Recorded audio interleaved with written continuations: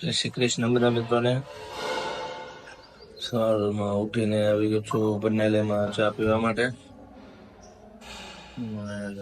પછી નાહી ધોઈને થઈ જશું ત્યાં, પછી જશું હોસ્ટેલમાં. ચા પી લીધી ને પછી નાહી ધોઈને હું પહોંચ્યો હોસ્ટેલ. હોસ્ટેલ આવ્યો તો મહેન્દ્રભાઈ પણ આવી ગયેલા હતા. એ મારા સાથી મિત્ર ગૃહપતિ છે. પછી અમે બંને લાગી ગયા સહમતિ પત્ર બનાવવા માટે. એ કામ અમારું પૂર્ણ કરીને પછી અમે આવી ગયા હોસ્ટેલની રૂમ ચેકિંગ માટે. હોસ્ટેલની રૂમ ચેકિંગ પૂર્ણ કરીને અમે આવી ગયા ઓફિસમાં. ને પછી ઓફિસમાં ફાઇલો મૂકીને હું ને મહેન્દ્રભાઈ બપોર થતાં પહોંચી ગયા જમવા માટે ભોજનાલયમાં. પછી જમી લીધું અમે. જમીને હું આવી ગયો રૂમે આરામ કરવા માટે. હું આરામ કરી લીધો છે ને હવે ઉઠીને હવે જવાનું છે આપણે ચા પીવા માટે બંનેલેમાં. દેદુભા પણ આવી રહ્યા છે ચા પીવા માટે.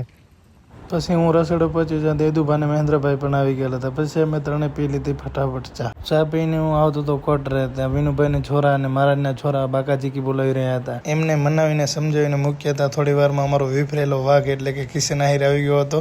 એને સ્કૂલમાં આવવાનું છે ભણવા, તે માટે સ્કૂલ જોવા આવ્યો હતો. તેને સ્કૂલ હોસ્ટેલ બતાવી દીધી ને પછી ખબર હવે એને હિંચકા.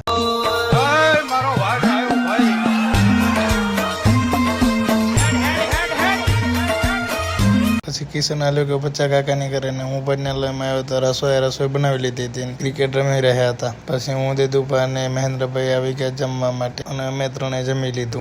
હવે આવી ગયો છે રૂમે ને હવે આપણે કરશું આરામ.